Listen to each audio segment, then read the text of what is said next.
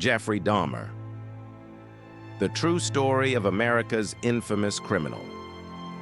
Hey everyone, today's story takes us to Wisconsin, a state that's got a lot going for it. It's the 30th state to join the U.S., and if you've heard of Wisconsin, you probably know it's famous for its cheese-making game. Now, in Wisconsin, there's a city called Milwaukee. It's the biggest city in the state and a major economic hub. Back in the late 80s and early 90s, Milwaukee was even voted the best city in the Midwest.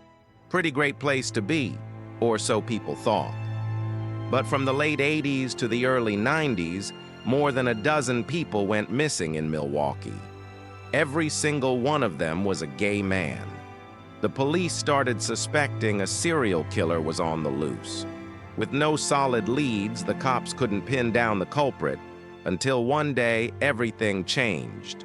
Two patrol officers stumbled onto a series of crimes that would shake the entire country to its core. Let's rewind the clock to July 22nd. Music, July 22nd, 1991. It was a Monday, the start of the week, around 11:30 p.m. Two Milwaukee police officers were doing their routine patrol on the city streets. As they approached an apartment building on North 25th Street, something wild happened. Out of nowhere, an African-American man bolted out of the building. He was stark naked except for a pair of handcuffs dangling from his wrist. He sprinted straight toward the officers, panic in his eyes, yelling, "Someone's trying to kill me!" At first, the cops thought he might be some kind of creep, so they restrained him. But the man quickly explained himself. "My name's Tracy Edwards," he said. "Tonight I went to a bar to grab drinks with a couple of buddies. While I was there, I met this white guy, a gay man. He seemed real generous, offered me and my friends $100 to come back to his apartment, have some drinks, and take a few spicy photos. Out of the three of us, I was the only one who said yes to the deal. So I followed him to his place in that building over there. When I stepped inside, I got this weird vibe. There was a nasty rotting smell, like something was seriously off. I noticed a few bottles of hydrochloric acid on the floor in the living room, and the TV was playing The Exorcist, you know, that horror movie about demonic possession.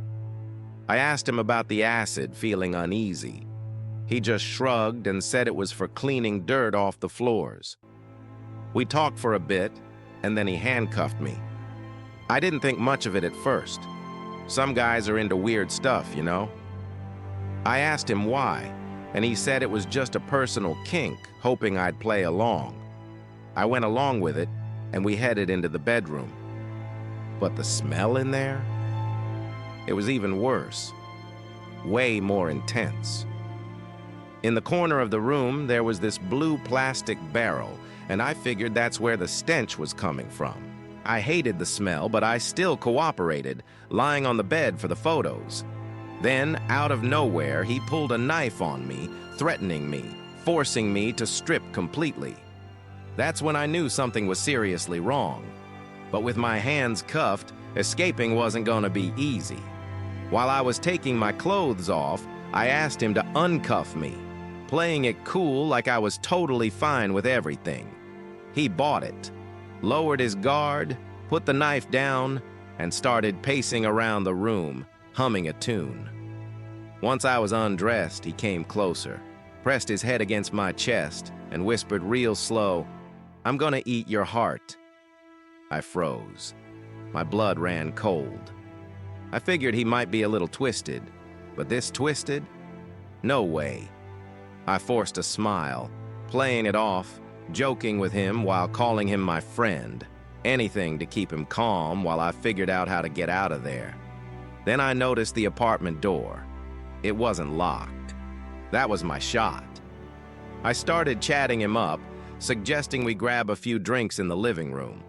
I excused myself to the bathroom, waiting for him to let his guard down. The second I stepped out, I saw my chance. He wasn't paying attention. I swung hard, landing a solid punch right to his face, then bolted out the door, running as fast as I could. I got lucky, spotted you guys out here on the street. After hearing Tracy's story, the officers followed him back to the apartment building and headed up to apartment 213 on the second floor. They knocked, and a white guy answered the door. When questioned, he admitted he was the one who'd handcuffed Tracy, but claimed the key was on the bedside table. Since Tracy had mentioned a white guy threatening him with a knife, the officers were on high alert.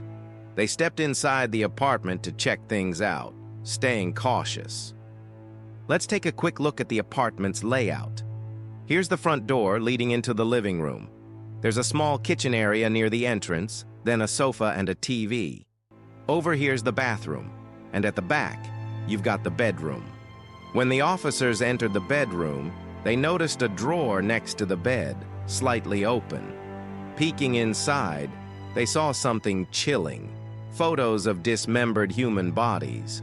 They were convinced the photos were real. Without hesitating, they drew their guns, subdued the man, and called for backup. As they continued searching the apartment, they opened the fridge in the living room and found a freshly severed head of an African-American man, along with other body parts. The man, seeing his crimes exposed, blurted out, "I did all of this. I deserve to die." Backup arrived quickly, sealing off the entire apartment as the official investigation kicked off. In the kitchen, they found cooked human flesh. Besides the head in the fridge, they uncovered 2 hearts and part of an arm. Other body parts were wrapped in plastic bags. All in all, the police found 11 skulls, 4 in the living room, 7 in the bedroom. Some were bleached, others painted with colors. In the bedroom, that blue plastic barrel Tracy mentioned, it was filled with acidic liquid and body parts from 3 different men. They also found 2 complete skeletons, a pair of severed hands, 2 male genitalia, and more scattered remains, plus 74 photos documenting the dismemberment of various victims. The crime scene was beyond horrific, hard to even put into words. One forensic investigator later described it as more like a surgical museum than a crime scene. The man's identity was soon revealed. His name was Jeffrey Lionel Dahmer, born May 21, 1960, right here in Milwaukee, Wisconsin. His dad, Lionel Herbert Dahmer, was a chemistry PhD. His mom, Joyce Annette, was a homemaker. After Jeffrey was born, his mom struggled with postpartum depression, spending most of her days in bed. His dad, still finishing his studies, was often at school. Neither parent had much time for Jeffrey growing up.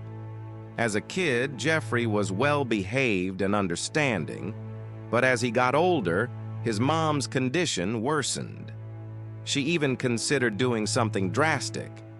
Whenever his dad came home, his parents would get into heated arguments. Jeffrey's childhood was filled with witnessing their intense fights. In 1964, at just 4 years old, Jeffrey had to undergo surgery for a hernia. After that, he became withdrawn, avoiding interaction with others. One day, he watched his dad experiment with animal bones at home, and it fascinated him. From then on, he started collecting animal bones he found in the woods. He'd also catch live animals, pressing on their bodies to locate their bones. When he felt them shift, he'd get a thrill out of it. In October 1966, when Jeffrey was 6, his family moved to Doylestown, Ohio. There, his mom gave birth to a baby brother, whom Jeffrey named David. That same year, his dad landed a job at a research institute in Ohio. Over the next 2 years, Jeffrey's family moved several times before settling in Bath Township, Summit County, Ohio. Their new home was a 2-story house in a quiet neighborhood. Jeffrey, now 8, would wander around and eventually stumbled upon an abandoned wooden cabin in the woods. He loved that cabin and turned it into his secret hideout. He'd collect insects and small animals, storing them in jars and keeping them at his base. 2 years later, in 1970, when Jeffrey was 10, during a family gathering, he saw a pile of chicken bones left on the table.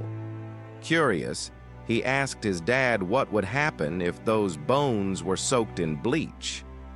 His dad was thrilled by the question and taught him how to safely bleach and preserve animal bones. From then on, Jeffrey started collecting roadkill or bones he found in the woods, bringing them back to his hideout to dissect and preserve. But soon, he wasn't satisfied with just scavenging dead animals. Once, he killed a dog himself, severed its head, impaled it on a stick, and staked it into the ground.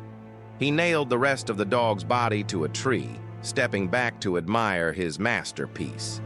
He even excitedly invited a few friends to come see, claiming he'd just stumbled upon it. That same year, his mom's condition got worse. She attempted suicide by overdosing multiple times, but survived. His dad was often away for work, and Jeffrey never really felt the love of his parents growing up, but he'd gotten used to it. By 1974, Jeffrey was 14 and starting high school. Entering his rebellious teenage years without much parental attention, he grew increasingly negative and isolated. Feeling like no one understood him, he turned to alcohol to cope. He'd often hide booze in his clothes and bring it to school.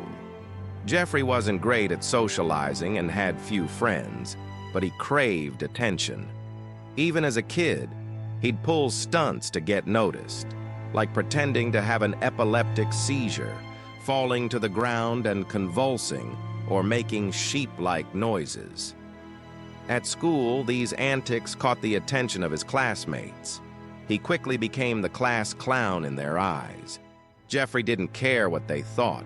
As long as he was getting noticed, that's all that mattered to him. In the days that followed, he kept up his mischievous behavior at school. Academically, he only cared about biology, obsessed with dissecting animals. He had no interest in other subjects. Around this time, Jeffrey was hitting puberty, but he wasn't interested in girls. He was drawn to men. During high school, he had a few boyfriends, but those relationships didn't last long. He started fantasizing about having a boyfriend who'd completely submit to him and never leave. One day, Jeffrey spotted a muscular man jogging down the street. It excited him, and he wanted to hook up with him. A few days later, he grabbed a baseball bat and hid in some bushes, planning to attack the jogger he'd seen. But the man never showed up. That was Jeffrey's first attempt at committing a crime. 3 years later, in 1977, Jeffrey was getting ready to graduate high school, but his grades were terrible. If things kept going this way, he might not even graduate. Worried about their son, his parents hired a private tutor to help him at home. Around this time, his parents' arguments escalated. They even got physical. A year later, in 1978, their marriage finally ended. Jeffrey was now 18, about to graduate high school. He invited his mom to his graduation, but she declined, saying his dad's attendance was enough. Neither parent paid much attention to him, though they fought over custody of his younger brother, David. In the end, his mom won, taking David back to Wisconsin while Jeffrey stayed with his dad. This string of unhappy experiences left Jeffrey reeling. He felt like his parents didn't love him, only his little brother. He sank deeper into alcoholism, drinking all day to numb the pain. In June 1978, 3 weeks after graduating high school, Jeffrey was driving down the road when he spotted a shirtless man walking. It caught his eye, so he pulled over and asked the man if he needed a ride. The man happily hopped in. Through their conversation, Jeffrey learned his name was Stephen Hicks, and he was on his way to a concert at Lockwood Corner. Jeffrey told him it was still early, the concert hadn't started yet, and invited Stephen to his place for a few drinks, promising to drive him to the concert afterward. Stephen agreed, and they headed to Jeffrey's house. They started drinking and chatting. Stephen kept talking about some beautiful women he knew, but Jeffrey wasn't interested in women. He was focused on Stephen. Still, Jeffrey knew if he asked Stephen to be his boyfriend, he'd get turned down. It frustrated him. After a few hours, Stephen said it was time to head to the concert and asked to leave. But Jeffrey didn't want him to go. When Stephen let his guard down, Jeffrey grabbed a 10-pound dumbbell and smashed it into Stephen's head twice, knocking him unconscious. Then he strangled him with the dumbbell. After that, Jeffrey stripped Stephen's clothes off and abused the body. The next day, Jeffrey dissected the body in his basement and buried it in the backyard. A few weeks later, noticing kids playing near the burial spot, he got worried it wasn't safe. So he dug the body up, dissolved the flesh in strong acid, crushed the bones with a hammer, and scattered them in the woods near his house. A month later, in July 1978, his dad came home and found Jeffrey drinking all day. Using some connections, his dad got him enrolled at Ohio State University, one of the top public schools in the Great Lakes region. But at Ohio State, Jeffrey had zero interest in studying and kept up his drinking habit. Once, his dad visited him at the dorm and found it packed with empty liquor bottles. His dad was beyond disappointed. In the end, Jeffrey dropped out after just 3 months. In January 1979, at 19 years old, Jeffrey joined the U.S. Army as a medic at his dad's suggestion. But in the Army, he was deemed unfit for service due to his alcoholism and other issues, so he was discharged early. Jeffrey knew if he went home, his dad would chew him out. So, on March 24th, 1981, he decided to head to Miami, Florida. He stayed in a local motel and found a job at a fast food joint on the beach. Outside of work, he spent most of his time drinking in his room. 6 months later, in September 1981, his dad found out he'd been discharged but hadn't come home. He called Jeffrey and demanded he return to Ohio immediately. When Jeffrey got back, he lived with his dad and stepmom. 2 weeks after returning, he was arrested and held for 10 days for drunk and disorderly conduct. For a while, his dad made him do all the household chores and pushed him to find a job, hoping to keep him busy and away from the bottle. But that plan didn't work out too well. 3 months later, in December 1981, his dad noticed Jeffrey always listened to his grandma, Catherine Dahmer. The two had been close since he was a kid, so his dad decided to send Jeffrey to live with her in Milwaukee, Wisconsin. His dad also asked her to convince Jeffrey to find a steady job and quit drinking. With nothing else to do, Jeffrey listened to his grandma, helping around the house and occasionally going to church with her. In 1982, a year after moving in with her, Jeffrey landed a job as a phlebotomist at a local plasma center. But a few months later, on August 10, 1982, he was charged with exposing himself in front of children and women. He was arrested, fined $50, and fired from his job. For the next 2 years, Jeffrey lived off his grandma's charity. By January 1985, at 25 years old, he found another job as a bartender. One day, while at the public library, a man slipped him a note asking if he was interested in a male partner. Jeffrey didn't respond, but the note awakened a deep, hidden desire in him. From then on, he stopped holding back. He started frequenting gay bars and bathhouses. Once, he stole a male mannequin from a store and hid it in his closet. until his grandma found it and made him get rid of it. Almost every night, he'd bring a guy home from the bar to spend the night. During these encounters, he'd get frustrated when his partners moved too much. He wanted total control, so he came up with a plan. He'd slip sleeping pills or sedatives into their drinks, waiting until they passed out before doing anything. That way, they couldn't move, and he could do whatever he wanted. Complete control. But this was just the beginning. His sick, twisted thoughts were about to get much worse. Once, he read in the newspaper about the death of an 18-year-old guy. After finding out where the guy was buried, Jeffrey grabbed a shovel and went to the cemetery late at night, planning to dig up the body for his pleasure. But after a few shovelfuls, the ground was too hard, so he gave up on the idea. On September 10th, 1985, Jeffrey was charged again with public exposure and sentenced to a year of probation. In November 1987, at 27 years old, Jeffrey met a man named Stephen Tuomi at a bar, his second victim, a guy from Michigan. Jeffrey lured him to a hotel, slipped drugs into his drink, and waited for him to pass out before assaulting him.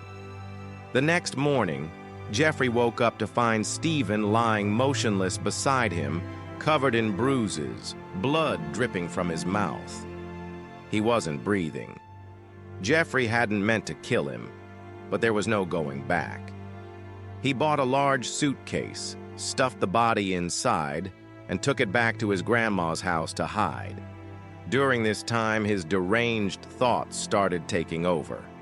A week later, he dismembered the body in his grandma's basement, cutting it into pieces, bagging them in plastic, and smashing the bones into tiny fragments with a hammer. It took him 2 hours to dispose of the body. He got rid of everything except the head. 2 weeks later, he boiled the decomposing head in a mix of industrial bleach and alkaline cleaner, stripping the flesh to keep the skull. But the skull became brittle after the process and would break easily, so he crushed it and threw it away.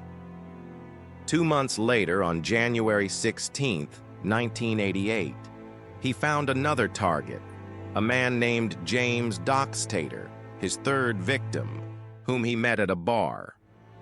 Jeffrey offered him $50 to come to his place for a photo shoot. Using the same method, he drugged James, knocked him out, strangled him, and disposed of the body the same way, keeping only the head. He processed the head, bleached it into a skull, and displayed it. Still, Jeffrey wasn't satisfied with what he'd done.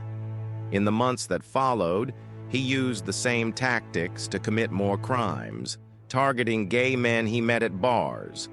After several attempts, he successfully preserved the skulls of his victims. Most were bleached, some he decorated with colorful patterns. By April 1988, at 28 years old, Jeffrey lured another man to his place. This time, he made a small noise in the room.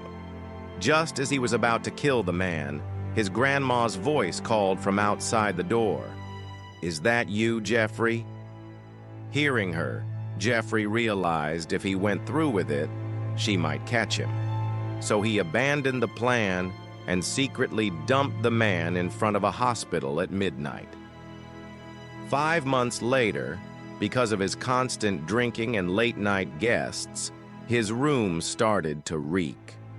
His grandma couldn't take it anymore and, in a fit of anger, kicked him out. After that, he rented an apartment in a building on North 24th Street in Milwaukee. By September 1988, 8 months after moving in, he was charged with drugging and assaulting a 13-year-old boy. After his arrest, a psychologist evaluated him and diagnosed him with schizoid personality disorder. He was described as impulsive, distrustful, and lacking confidence. In January 1989, 4 months later, Jeffrey's trial began. He was convicted of second-degree assault. His sentencing was scheduled for May 1989. In the meantime, he was detained. By March 1989, after 2 months in detention, he was granted a 10-day release to spend Easter with family. But just 5 days into his release, on March 25, 1989, he killed again. A 24-year-old mixed-race model named Anthony Sears, his 5th victim. The next morning, while his grandma was out, he dragged the body from the basement to the bathtub, chopping it into pieces. This time, he preserved the body parts in jars, hiding them in a wooden box. 2 months later, on May 23, 1989, as per the earlier trial, he was sentenced to 5 years of probation. Initially, he was supposed to serve a year in prison, but after 2 months, he was granted early release for good behavior and sent back to live with his grandma. By May 14, 1990, at 30 years old, Jeffrey was kicked out of his grandma's house again, along with his collection of human remains. He then moved to an apartment on North 25th Street in Milwaukee, apartment 213, the one we mentioned at the start of the video. Over the next 2 years, living there with no one to keep him in check, he committed 12 murders without getting caught. Each time, he'd lure men to his apartment under the pretense of paying them for nude photos. After satisfying his urges and disposing of their bodies, he'd keep their skulls as trophies, turning them into a bizarre display in his home. Once, he tried using a microwave to dry a skull, but it exploded inside. Later on, Jeffrey wasn't satisfied with just strangling his victims. Instead, he started drilling holes into their heads, injecting acid or pouring boiling water inside. He thought this would turn them into a zombie-like state, still faintly conscious but unable to resist. He believed this method would give him total control. On May 26, 1991, he invited a 14-year-old immigrant boy named Konarak Synthesomphone to his place for a photo shoot, his 13th victim. After the shoot, Jeffrey drugged Konarak's drink, waiting for him to pass out. Then he drilled a hole into the boy's head and injected acid into his brain. Afterward, he dragged Konarak into the bedroom, where the body of another man, dead for 3 days, still lay undisposed. For some reason, Jeffrey lost interest that day. He left the apartment and went to a bar to drink. Early the next morning, he returned home and was shocked to see Konarak, still alive, naked, and talking to 3 women downstairs. Jeffrey quickly walked over, threw his arm around Konarak, and said, "This is my boyfriend. I'll take him now." The women didn't buy his story and called the police. Soon after, 2 officers arrived at the apartment. Jeffrey stayed calm, telling them, "Konarak's my 19-year-old boyfriend. We had a few drinks, and I guess he had too much, lost control, and ran out." But the women pointed out the blood on Konarak and said he didn't seem drunk at all. The cops, though, didn't believe the women and told them to mind their own business. Shortly after, 3 paramedics arrived to check on Konarak. One of them insisted he needed to go to the hospital immediately, but the police didn't support the suggestion, so the paramedics left. Another officer showed up, and all 3 of them escorted the unconscious Konarak back to apartment 213. Inside, they noticed a strange smell. One officer did a quick sweep of the apartment but didn't find anything suspicious. To prove his relationship with Konarak, Jeffrey showed the police an intimate photo he'd taken with the boy that afternoon. The cops bought his story and left. After they were gone, Jeffrey was furious that Konarak had escaped. He injected more acid into the boy's head, killing him. The next day, he called in sick to work so he could stay home and dismember the body. But that's not even the worst of it. After killing his victims, he'd keep their hearts and livers, storing them in the fridge to eat later. Over the 2 years he lived there, neighbors constantly complained about the foul stench coming from his apartment. Sometimes they even heard the sound of a saw. Every time they knocked on his door, he'd make up excuses to cover for himself, until he was finally caught. In total, Jeffrey killed 17 people, ranging in age from 14 to 36. All of them were African American, Asian, or Hispanic immigrants. Back then, racism was a huge issue in the U.S. Milwaukee, an industrial city with a large immigrant workforce, might have played a role in why Jeffrey's targets weren't taken seriously at the time. That sparked a lot of outrage among locals. The 3 officers who helped Jeffrey bring the immigrant boy back to his apartment might have been influenced by racial bias too, trusting Jeffrey, a white man, over the boy. Jeffrey was charged with 17 counts of first-degree murder, but only admitted to 16 of them. After the incident, racial tensions flared up, and people were furious at the monster that Jeffrey had become.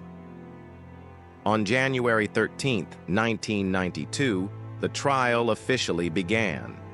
To prevent chaos, dozens of security personnel used riot shields to hold back the crowds trying to storm the courtroom. Shockingly, Jeffrey flipped his confession during the trial, refusing to plead guilty.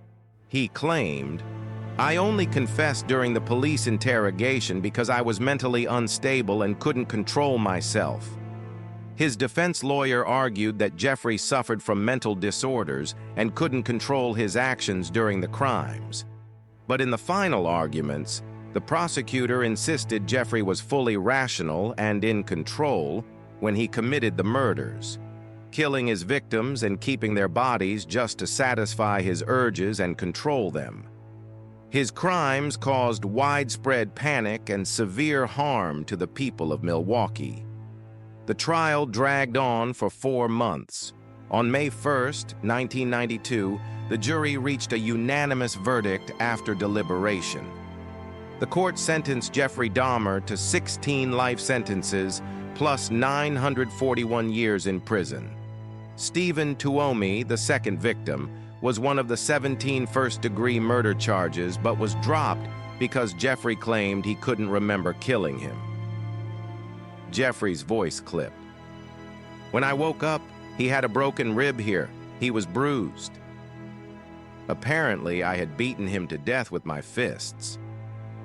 After sentencing, Jeffrey was sent to the Columbia Correctional Institution, a maximum security prison in Wisconsin housing over 800 male inmates. At the start of his sentence, Jeffrey was kept in solitary confinement. Later, to help him adjust to prison life, the administration allowed him to share a cell with other inmates and join prison work programs. While in prison, he asked the guards for a Bible. Once he got it, he read it daily and confessed all his sins. During an interview with a reporter, he opened up. When asked why his first crime happened in 1978, but the second didn't occur until 9 years later, he explained. In Jeffrey's mind, he said he was constantly driven by his inner animalistic urges, and he didn't know how to escape them. The reporter asked why he wanted to preserve his victims' skulls. He replied, "I was building an altar. I had a sketch, a table with a candle at each end and 10 skulls in the middle." He'd only come up with the plan 6 months earlier. If the police hadn't caught him, he would have finished the altar within that time. When asked what gods the altar was for, he answered, "It's for me. That's where I'd meditate and draw my strength." On November 28, 1994, Jeffrey and 2 other inmates were assigned to clean the prison bathroom. They were in there for 20 minutes with no sign of coming out. The guards, sensing something was off, went in to check. They found Jeffrey and another inmate lying on the floor, both with severe head injuries, motionless. They were rushed to the hospital. Jeffrey was pronounced dead an hour after arrival. Resuscitation efforts failed. The other inmate died 2 days later. The man who attacked them was Christopher Scarver, a schizophrenic inmate. He claimed, "God told me to do it. I was carrying out God's justice." That day, Scarver had hidden a metal bar in his clothes, followed them into the bathroom, and attacked them while they were off guard. Jeffrey didn't even fight back or make a sound during the attack. Jeffrey, a brutally cruel man whose horrific crimes shocked the world, had finally been exposed. In an interview, he once said, "I don't know if God or the devil exists, but I think both are influencing me." That's where today's video ends. See you all in the next one.